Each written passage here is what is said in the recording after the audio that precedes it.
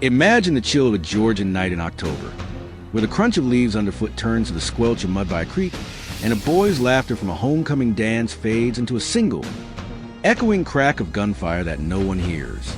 What that shot wasn't just the end of a life, but the spark of a monster's confession buried for 14 years.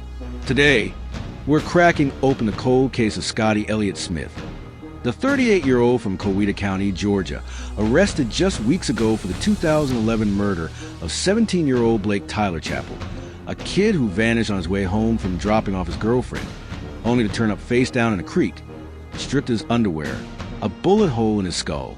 But this isn't your standard true crime reel. We're dissecting through the twisted lens of psychology and psychoanalysis, layer by bloody layer, to uncover why a seemingly ordinary guy like Scotty might have pulled the trigger, hidden the horror, and let it fester until it clawed its way out. Buckle up, because by the end, you'll be glancing over your shoulder, wondering if the quiet neighbor down the street is hiding a decade-old secret. Let's rewind to the roots, because monsters aren't spawned in a vacuum. They're watered by the poison of a fractured past. Scotty Elliot Smith grew up in the humid sprawl of Coweta County, a place where subdivisions butt up against pine thickets and family secrets simmer like summer storms. Born around 1987, details of his early years are sparse, pieced from court records and whispers in local obits, but what emerges is a classic brew for psychological unrest, a working-class home, likely strained by the economic grind of rural Georgia, where dads chase factory shifts and moms juggle diner jobs. No silver spoon tales here. Think hand-me-down clothes sticking to sweaty skin in unair-conditioned trailers, the distant hum of semis, on I-85 drowning out bedtime stories. Childhood? Fractured, if the patterns hold. Public records hint at single-parent vibe or early parental split. Common in these parts, breeding that gnawing void psychologists call attachment disruption. John Bowlby's attachment theory nails it. When kids don't get steady, safe bonds, they wire up with insecure styles, avoidant, like Scotty might been, shoving emotions into a locked box until they rot and explode. School? Spotty at best. East Coweta High. Same halls Blake would roam 2 decades later. But Scotty dropped threads early. No diploma fanfare. Drifting into manual gigs, construction laborer, maybe warehouse hauler. Swinging hammers to bash out the inner noise. Acquaintances in a 2018 Georgia inmate profile paint him as the strong, silent type, all muscle and few words, with a worldview soaked in cynicism. Life's a rigged game. Trust no one. Strike first or get stomped. No deep religious tether. Coweta's Baptist church is the landscape, but Scotty? Agnostic at heart. The kind who mutters, fate's a bitch, over beers instead of prayers. Relationships? Turbulent currents. Court docs from his 2018 stint show a string of short fuses. A girlfriend who bailed after one too many bar fights. Family ties frayed by petty theft beefs. In Freudian terms, this screams unresolved Oedipal knots.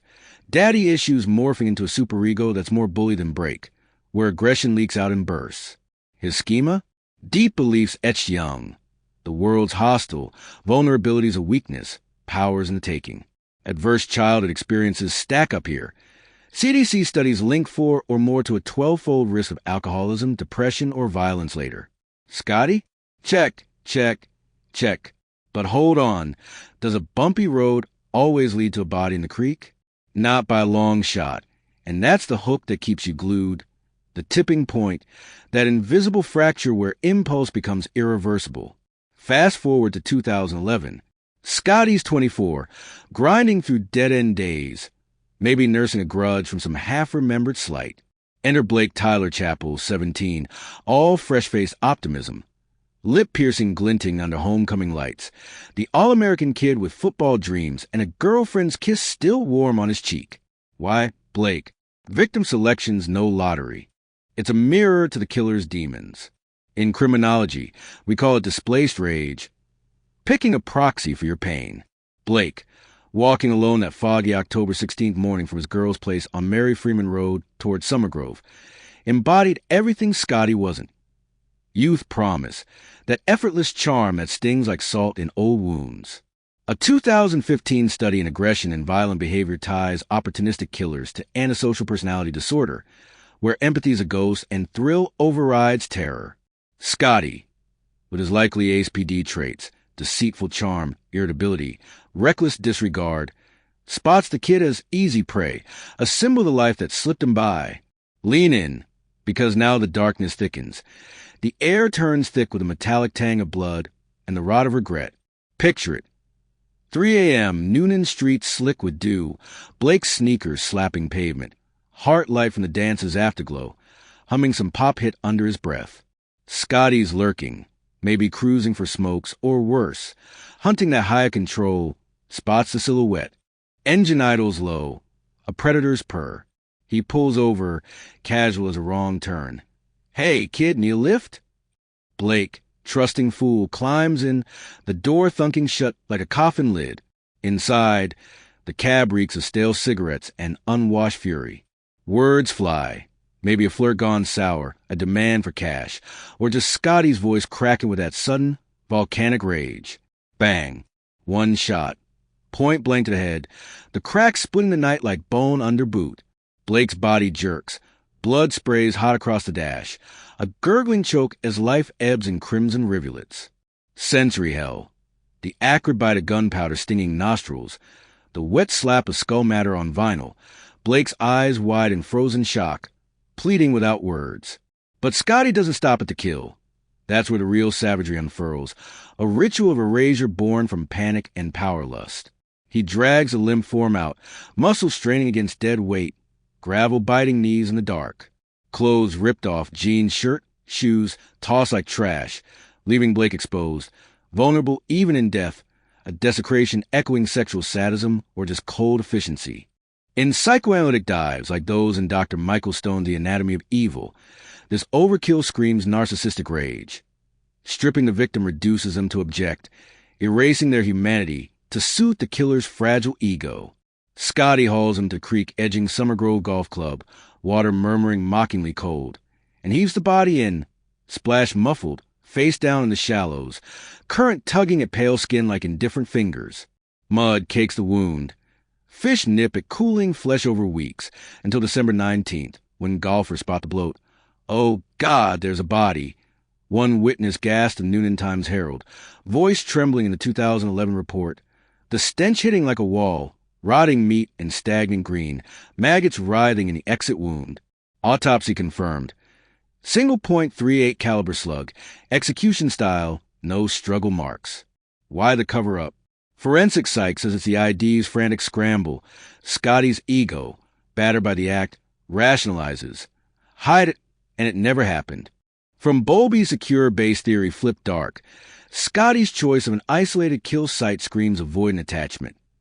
No witnesses, no mess in his world, just a secret festering like an untreated wound. But dig to the ID, Freud's primal beast. Unchecked urges from boyhood neglect, where violence was survival's language, maybe a belt-whip dad or playground beatdowns, now unleashed on Blake as catharsis. Possible borderline personality disorder lurks too. Per DSM, 5 traits. Unstable relationships, identity diffusion, frantic efforts to avoid abandonment, spiking into impulsive homicide. Imagine Scotty post-shot, hands shaking on the wheel, adrenaline crashing into nausea, wiping the dash with a rag that never quite cleans the ghost stains. He drives off, radio blasting country twang to drown the echo, but nights later, sweats. The creeks babble in dreams, Blake's eyes accusing from the dark. A 2020 Journal of Forensic Psychiatry review links such delayed guilt to partial psychopathy, enough charm to blend in, but avoid where remorse should bloom, letting him skate free for years. Hey, true crime junkies, if this creekside nightmare's got your pulse racing, smash that like button now. It fuels these deep psychological plunges. And subscribe before you blink. You won't want to miss how one anonymous letter cracked this coffin wide open. Your click keeps the shadows lit. Was it random road rage? Or something seedier, like a predatory urge Scotty buried since his teens? Police reports from Fox 5 Atlanta quote Chief Brent Blankenship. Smith confessed in multiple interviews, but motive? Mumbled, perhaps a botched robbery, or darker, a fleeting attraction turned fatal when Blake pushed back. Compare it to your commute. Ever lock eyes with a stranger and feel that primal flicker of threat? amplified in Scotty's fractured mind, where paranoia paints every shadow as enemy. The disposal? Tampering genius or amateur panic. Stripping clothes to delay ID, creaked to mimic accident, but the underwear? A taunt, subconscious or not, screaming, I own this. Eyewitnesses in 2011 affidavits describe the discovery. The water was murky, but you could see the white of his skin, arms floating like he was reaching for help. One golfer told 11 Alive, voice cracking. The horror fresh even years later.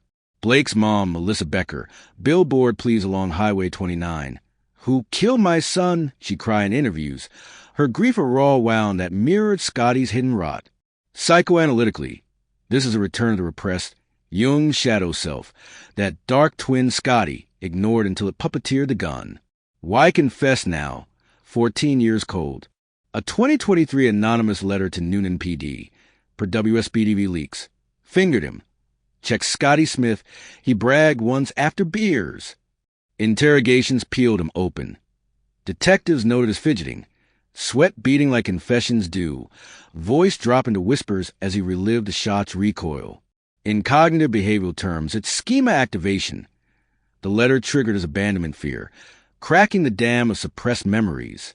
But was there remorse or just cornered cunning? Hair psychopathy checklist, superficial effect, callousness.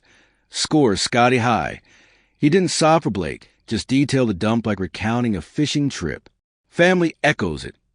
His 2018 prison bid for criminal damage to property, smashing a cop car in a rage, hinted at the volcano beneath. One twist you won't see coming. How does a guy like Scotty post-kill rebuild? Odd jobs, bar stools, nodding at neighbors who never guessed the creek, held a secret. Relationships? Fleeting, laced with control. Women who left bruises hidden under sleeves, much like his own childhood ghosts. Worldview? Nihilistic core. Everyone's out dirt. He'd allegedly quip, per co-worker's off-record chat, in a 2025 AJC profile. Religiously adrift, no church solace. Just a bottle's numb haze, where ASPD thrives unchecked. Eric Erickson stages? Scotty stalled at intimacy versus isolation, forging walls instead of bonds. Loneliness fueling the hunt for dominance. Blake's selection? Opportunistic predation, per victimology. Young, male, alone, mirroring Scotty's own vulnerable youth. A twisted identification where he saves the boy from growing into a threat by ending him young. The build-up to that night? Simmering stressors, job loss, a fight with a girl, the South's sticky heat amplifying inner fires. Psychologically, it's the perfect storm. Prefrontal cortex glitches under stress. Impulse control evaporates, turning what if into bang. Seen reconstruction from police files. Scotty's truck, tire treads matching mud at the site, a .38 shell casing he swore must have been from hunting. The kill's intimacy, close-range shot, hands-on drag. Reeks of personal fury, not pro-hit. Blood on his boots, scrubbed but not forgotten. The creek's chill seeping into bones as he waded in. Blake's weight pulling like guilt's anchor. Over weeks, decomposition set in. Skin sloughing like wet paper, eyes milky void staring skyward. The gunshot's entry a puckered star, exit a ragged bloom of bone and brain. Divers in 11 described the pull. Heavy, tangled in weeds, like he didn't want to let go. One told Crime Online, the waters tug a macabre ballet. Before we plunge deeper into Scotty's fractured psyche, drop a comment right now. What do you think snapped first in a guy like him? The isolation, the booze, or something blacker from childhood? Your takes could unlock the next case. Let's crowdsource the darkness together. But here's the gut twist. For 14 years, Scotty ghosted through life. The creek's whisper his only confessor, while Blake's family clawed for closure. Billboard screamed justice for Blake. Melissa Becker's voice horse in podcasts. He was my baby, full of light. Why snuff it? Then, September 2025. That letter hits the PD like lightning. Anonymous scrawl pointing to Scotty. Detectives pounce. Surveillance on his trailer. Tailing his shifts at the mill. Interviews start casual. Coffee at the station. Probing old Newnan nights. Scotty sweats. Shifts in his chair. The room's fluorescent buzz like accusations. It was an accident, he cracks eventually. For the MPD release. Spilling details only the killer knows. the route Blake walked, the underwear snag on a branch. Cuff snap on September 12th, cold steel biting wrists as he's marched to Coweta County Jail. Felony murder, aggravated assault, firearm possession, concealing death, tampering evidence.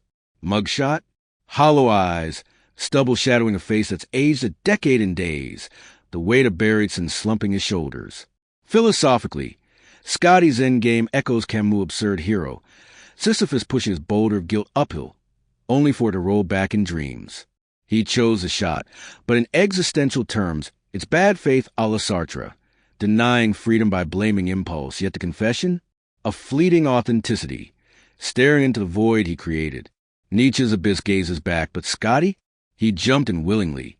The kill a will to power gone feral, now chained in a cell where mirrors mock the monster he built. No redemption arc. Life bids likely, per Georgia precedents, but in the psyche's court it's eternal. The boy in the creek forever young, Scotty forever old, wrestling shadows that no bars can contain. As the gavel looms, Scotty's tale isn't closure. It's a siren. Evil simmers in the ordinary, fed by unchecked fractures. We all teeter, your road rage, my buried grudge, one push on the edge. But peering in, it might just tether you back. Thanks for haunting this horror with me. Hit subscribe, like if the creek's chill lingers, and we'll unearth more in the dark next time.